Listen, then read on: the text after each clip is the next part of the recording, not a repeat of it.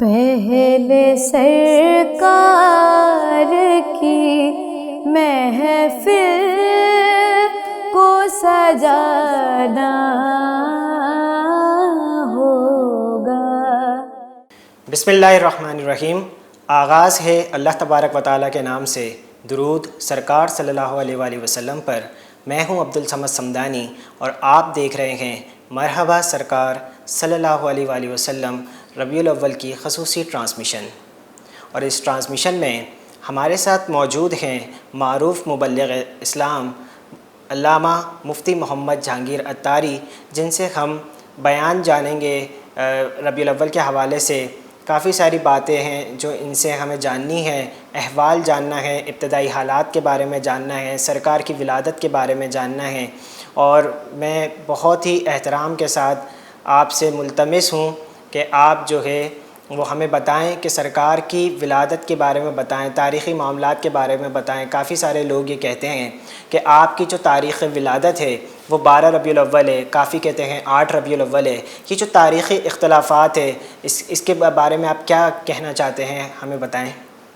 بسم اللہ الرحمن الرحیم، نحمدہ ونصلی ونسلم علی رسولہ الکریم، اما بعد فاعوذ باللہ من الشیطان الرجیم، بسم اللہ الرحمن الرحیم۔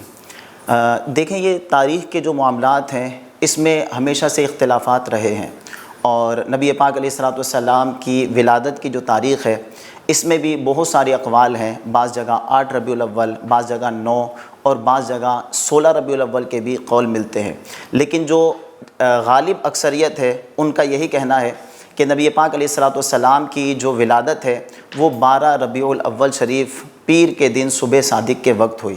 یہ متفقہ ہے 12۔ جی، اس پر تقریباً اتفاق ہے۔ کچھ لوگ اگرچہ آج بھی اختلاف کرتے ہیں، لیکن کچھ لوگوں کا اختلاف نہیں دیکھا جاتا کہ جہاں بھاری اکثریت جس پر متفق ہے وہ 12 ربیع الاول شریف ہے۔ نہیں تو یہ جو اعتراض کر رہے ہیں میلاد منانے پہ، یہ تاریخ کو لے کے کر رہے ہیں، میلاد منانا ہی نہیں ہے۔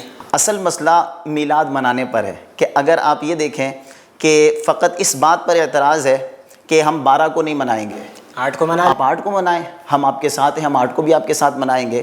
تو اصل مسئلہ نبی پاک علیہ الصلوۃ والسلام کی تاریخ سے نہیں ہے، تاریخ ولادت سے نہیں ہے، بلکہ اصل اختلاف میلاد مصطفیٰ صلی اللہ علیہ وسلم منانے سے ہے کہ ان کے پھر مختلف قسم کے اعتراضات ہوتے ہیں کہ آیا صحابہ کرام نے یہ کام کیا یا نہیں کیا، فلاں بزرگ نے یہ کام نہیں کیا۔ تو مفتی صاحب یہ ساری دلیلیں صرف میلاد کے موقع پہ ان کو بتانا ضروری ہیں، یا جتنے زندگی کے معاملات چلتے ہیں وہ صحابہ نے جو کیے تھے ہم آج وہی کر رہے ہیں؟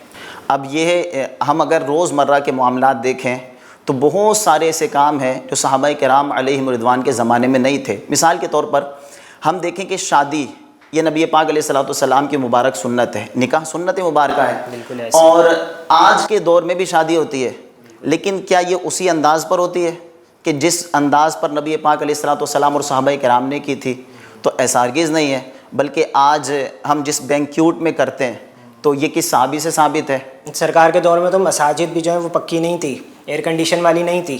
جی، اس طرح کی مثالیں اگر ہم لینے جائیں گے تو ہمیں سینکڑوں مثالیں مل جائیں گی کہ جو عالم یہ اعتراض کر رہا ہے اس عالم نے کسی مدرسے میں پڑھا ہے، تو کیا وہ مدرسے حضور کے زمانے میں تھے؟ جو بخاری اور مسلم کے دلیلیں مانگتے ہیں تو کیا بخاری اور مسلم حضور کے زمانے میں تھی؟ امام بخاری علیہ رحمۃ تو نبی پاک علیہ الصلوۃ والسلام کے زمانے کے بہت بعد میں تشریف لائے ہیں، یہ تو امام اعظم ابو حنیفہ کے بھی بعد کے زمانے کے ہیں۔ تو اب اس پر اعتراض کیا، دلیل اس کی مانگی جاتی ہے بخاری شریف کی، تو بخاری شریف بھی حضور کے زمانے میں نہیں تھی۔ تو پیارے بھائی، ہمیں یہ سوچنا چاہیے کہ نبی پاک علیہ الصلوۃ والسلام نے اور شریعت نے جس کام سے ہمیں منع نہیں کیا، ہم اس کام کو منع کرنے والے کون ہوتے ہیں؟ بالکل ایسے۔ اچھا، اس میں ایک اور بات آپ سے یہ جاننا چاہتا ہوں کہ سرکار کو لے کے جو ہے نا ایک بات کہی جاتی ہے کہ نور اور بشر، تو اس کے بارے میں بھی اختلاف کرتے ہیں، اور پھر یہ بھی میلاد کے اوپر آ جاتا ہے، تو اس کے بارے میں آپ کیا کہیں گے؟ نبی پاک علیہ الصلوۃ والسلام نور ہیں یا بشر؟ اللہ تبارک و تعالیٰ نے قرآن مجید فرقان حمید میں جگہ بہ جگہ نبی پاک علیہ الصلوۃ والسلام کی نورانیت کو بیان فرمایا ہے۔ لقد جاءکم من اللہ نور و کتاب مبین، کہ اللہ تبارک کی تحقیق تمہارے پاس اللہ تبارک و تعالیٰ کی طرف سے نور اور روشن دلیل آئی۔ تو اس نور سے مراد بعض نے کہا کہ قرآن ہے، اور بعض نے فرمایا کہ نبی پاک علیہ الصلوۃ والسلام کی ذات ہی نور ہے، اور اس پر نبی پاک علیہ الصلوۃ والسلام کا جسم مبارک نور ہے، اس پر تو ایک کثیر دلائل احادیث کی کتابوں میں موجود ہیں کہ کوئی بھی جو جسم ہوتا ہے نا، جتنی بھی کائنات میں اشیاء ہیں وہ یا تو ثقیف ہوتی ہیں یا لطیف ہوتی ہیں۔ ثقیف مطلب کہ جس چیز کو چھوا جا سکے اور اس کی آڑ لی جا سکے، اس کا سایہ بنے، اسے کہتے ہیں ہم ثقیف۔ اور لطیف وہ ہوتی ہیں کہ جس کو محسوس کیا جا سکتا ہے لیکن اس کو دیکھا نہیں جا سکتا، اس کو چھوا نہیں جا سکتا، اس کی آڑ نہیں لی جا سکتی، اس کا سایہ نہیں ہوتا۔ نبی پاک علیہ الصلوۃ والسلام کو اللہ تبارک و تعالیٰ نے جو کمال عطا فرمایا ہے نا، کہ نبی پاک علیہ الصلوۃ والسلام کا جسم مبارک بیک وقت ثقیف بھی تھا اور لطیف بھی تھا۔ آقا کریم علیہ الصلوۃ والسلام صحابہ کرام سے ملاقات بھی کرتے تھے اور مصافحہ بھی کرتے تھے، خوش نصیبوں کو سینے سے بھی لگاتے تھے۔ تو یہ آقا کریم علیہ الصلوۃ والسلام کی جسم پاک کی ثقافت تھی کہ حضور علیہ الصلوۃ والسلام کو چھوا جا سکتا تھا، لیکن آقا کریم علیہ الصلوۃ والسلام ساتھ میں لطیف بھی تھے۔ اور لطیف کیسے تھے کہ نبی پاک علیہ الصلوۃ والسلام جب سورج کی روشنی میں کھڑے ہوتے تو حضور کا سایہ نہیں بنتا تھا، اور آپ جانتے ہیں کہ سایہ نور کا نہیں ہوتا۔ جی، یہ نبی پاک علیہ الصلوۃ والسلام کی جسم مبارک کا زبردست معجزہ ہے کہ آقا کریم علیہ الصلوۃ والسلام کا چاند کی روشنی میں، سورج کی روشنی میں، چراغ کی روشنی میں سایہ نہیں بنتا تھا، بلکہ حضور علیہ الصلوۃ والسلام اگر چراغ کی روشنی میں جاتے تو حضور کا نور چراغ کی روشنی پر غالب آ جاتا تھا، اور جب چاند اور سورج کی روشنی میں تشریف لے جاتے تو نبی پاک علیہ الصلوۃ والسلام کا مبارک نور چاند اور سورج پر غالب آ جاتا تھا۔ خود حضرت آمینہ رضی اللہ تعالیٰ عنہ، نبی پاک علیہ الصلوۃ والسلام کی والدہ محترمہ جو ہیں، آپ فرماتی ہیں کہ جس رات نبی پاک علیہ الصلوۃ والسلام کی ولادت ہوئی تو مجھ سے ایسا نور ظاہر ہوا کہ جس کی روشنی میں میں نے ملک شام کے محلات کو دیکھ لیا۔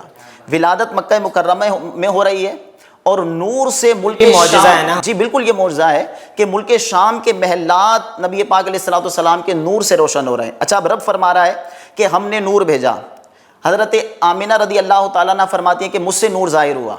حضرت عائشہ صدیقہ رضی اللہ تعالیٰ عنہ آپ فرماتی ہیں کہ ایک دن میں کمرے میں کچھ سی رہی تھی کہ اچانک میرے ہاتھ سے سوئی گری اور ساتھ میں چراغ بھی بجھ گیا، تو اب اندھیرے میں سوئی کیسے تلاش کی جائے؟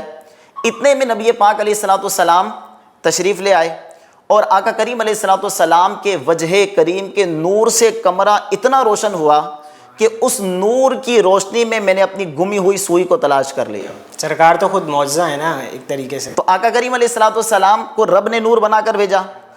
حضرت آمینہ فرماتی ہیں کہ مجھ سے نور ظاہر ہوا۔ حضرت عائشہ صدیقہ جنہوں نے حضور کے ساتھ زندگی گزاری وہ کہتی ہیں کہ حضور نور تھے۔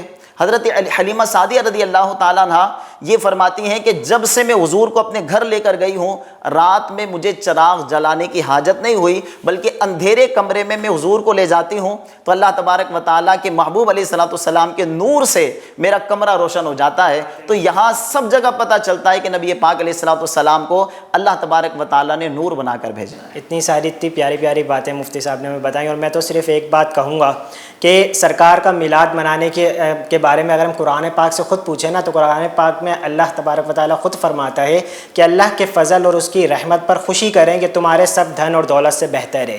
تو سب رحمت اور نعمت، اور پھر سب سے بڑی رحمت کون؟ سرکار ہیں۔